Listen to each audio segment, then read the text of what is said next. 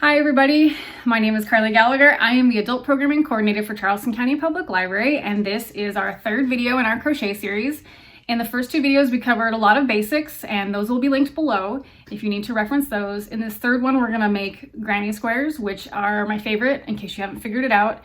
These are so great to give you the foundation in crochet, and for me they really helped boost my confidence and my ability to problem solve and troubleshoot as I was reading more advanced patterns. As an example, I made this blanket I showed in another video. It's a giant rainbow blanket consisting of 100 squares. So you can imagine making over 100 squares was really great practice. And I also loved it because it's very portable. You can take a ball of yarn with you and your hook anywhere and make a square in no time at all. You don't lug this whole thing around, you put it together later. That's the less fun part. Another thing, I had a bunch of leftover squares, so I fashioned them together and made a quick scarf for my daughter. Very simple. I sewed them together and then added this pink border. I also had more squares left over, and I created this fun rainbow bunting that I have hanging up in my house to add a little bit of color. So, big fan of color, big fan of granny squares. So, let's get to it. Tail of my yarn. Give it about 9 inches. Create my slip knot.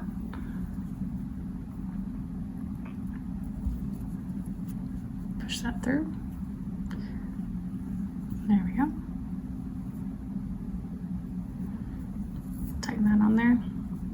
There's a couple ways to start this. One of them is called a magic circle, and the other one is creating a chain. I'm going to create a chain because it's simpler and we've already gone over that. You can look up how to do a magic circle if you would like. It is a really great tool to have in your belt, but it can be tricky to grasp. So I'm going to start with 3, 4, 5. So a foundation chain of 5. We are actually going to create a circle. So I'm going to stick this guy in the very first chain that I created. Got a little loop here. I'm working on creating this center. And I'm creating a slip stitch. So I'm not actually making another chain, I'm just securing this circle. So if you look closely, there's a little hole right in there. We have our foundation row turned circle, and it's important because we are going to do all our work into this circle.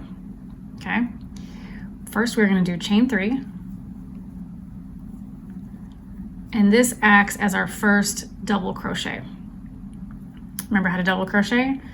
Yarn over, find the middle of your circle, stick that hook in there, yarn over, pull through, 3 on the hook, yarn over through 2, and yarn over through 2.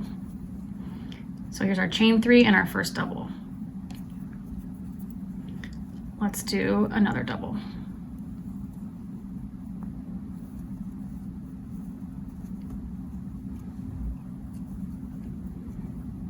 And this is our first double crochet cluster coming off of the middle. That's what I've got right here. So we're going to create 4 clusters, and we need some chains right here for the corner. You can chain 2 or 3, it depends on the yarn you're using, how loose or how tight your stitch is. I'm going to do 3 because everything is really in 3s in this one. So let's chain 3 for that first corner. Oops, 1, 2, 3. That's my corner. Now I need to make another cluster of 3. So I yarn over once, and I'm doing 3 doubles. 1,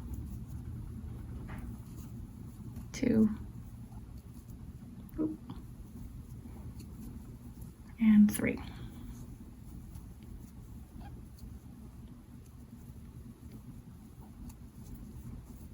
So now we have one side, a corner, and a second side. Chain 3 again for the second corner. Now we're going to do another 3 doubles in the center of our circle.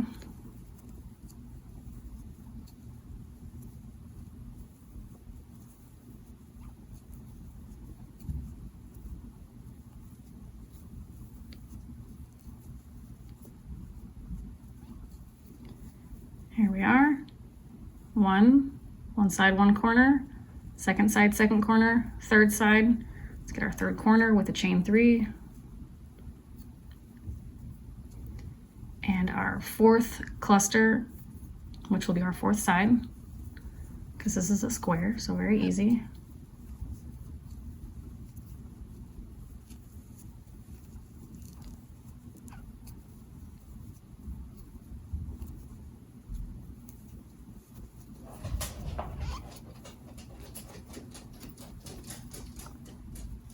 Now we're ready for our final corner. 1, 2, 3. And to join them together, we're going to do a slip stitch like we did to make our first circle. So if you look closely, you can see your 1, 2, 3, your third stitch from your chain 3 that we're back to the beginning where we were. So I'm going to stick this in here. And I'm doing a slip stitch, so I just am grabbing some yarn and I'm pulling it through. See, it's tight right here. Pulling it through everything. Ta-da! It's a tiny little square. And you can see that's this guy right here, the first round, as we'll call it.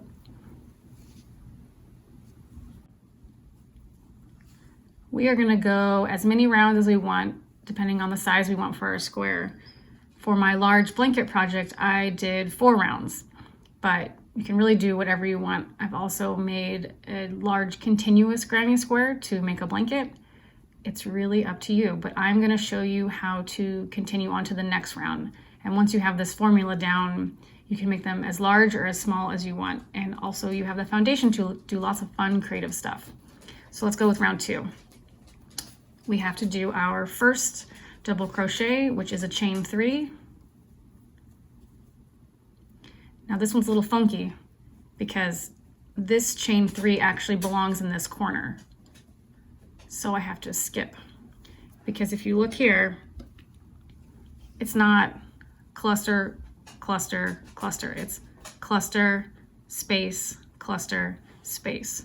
So we need to create this space right here, okay? So do you remember what's in between the 3 clusters? 3 chains. So 1, 2, 3. So if you can picture that, this is what we've got going on here. That gap right there. Now, going into this gap, just like we went into the middle of our circle, we're gonna chain 3. I'm sorry, 3 clusters. My yarn's getting tangled.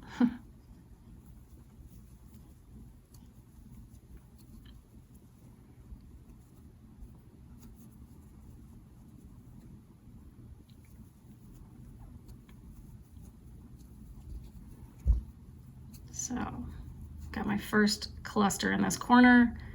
I've got my space right here for my future cluster in the next round if I so choose.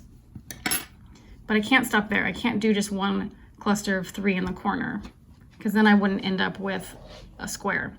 So if you look, this is what we've already done. 1 here, and the 3 for the space. This is my first clump I just did. To make a corner, I'm going to do another chain 3 and have 3 clusters. So no matter how big you go out, you're always doing this chain 3 to make your corner.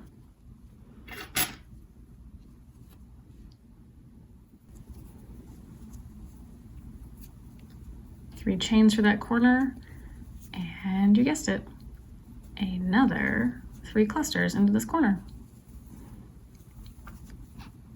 Oop.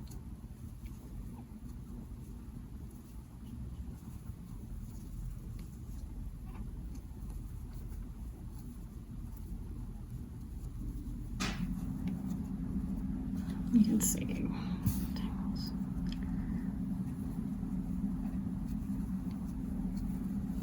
Look at that. Beautiful corner. So, cluster of 3, chain 3, cluster of 3, chain 3. If you can count to 3, you can do a granny square. 1, 2, 3.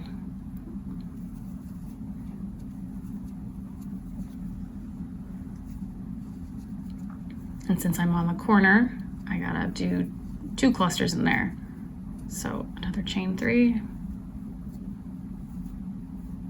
and 3 clusters into that corner.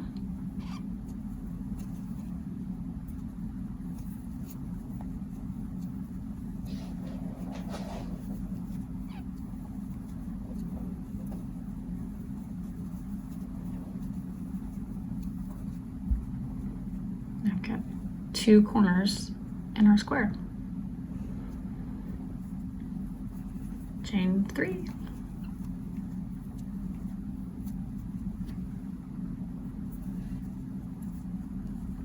Three into this corner right here.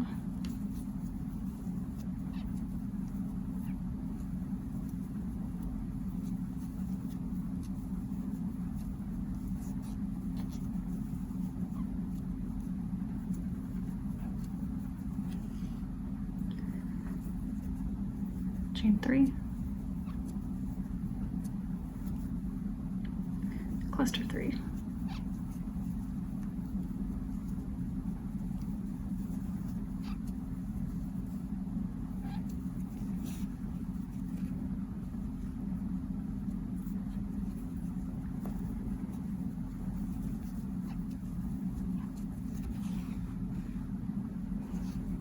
I've got 3 beautiful corners. Let's finish that last corner out. Chain 3.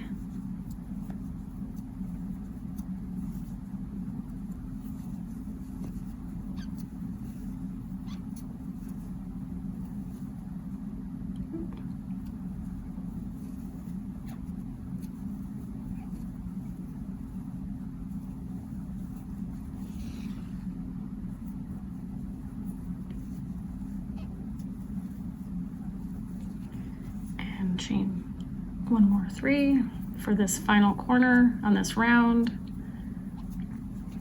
And don't forget, we chained 3 to start, so we actually only need to do 2 doubles right here.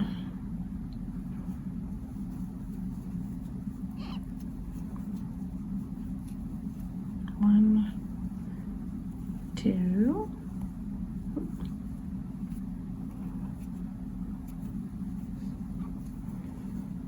And I'm going to count up 3 and then I'm going to do a slip stitch. So I have 1, 2, 3 for my space.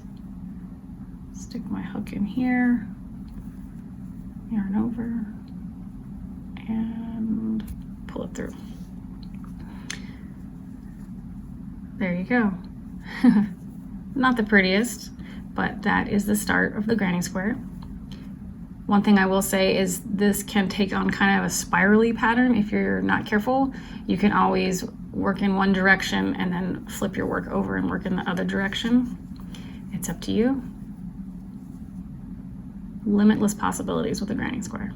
Went for a 3rd round just to make it a little bit larger, and slip stitch to finish it off. And then I'm just gonna cut some yarn, give it enough of a tail so you can thread it back in. Pull that through, tying a little knot. So we have a loose end at the very end here, and we have a loose end in the middle. Grab my tapestry needle, thread this, and I usually run the yarn through the stitches a couple times, or under a couple, going one direction, and then I'll skip 1 or 2, and then I'll run it through the other direction.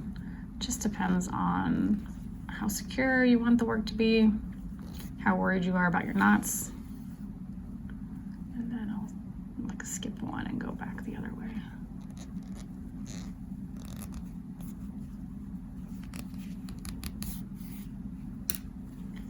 And then can cut it off and it's buried in there. Just remember, if anything comes apart, you only have that much yarn to work with. So again, really your personal preference. That concludes week 3 of our crochet video. I hope you enjoyed the granny square and you get the hang of it and your creative juices are flowing and you realize the full potential of the granny square. And next week will be our 4th and final video about crochet, and we're gonna do something festive because fall is upon us and Halloween is nearly here. So we are gonna create a pumpkin. All right, see you then.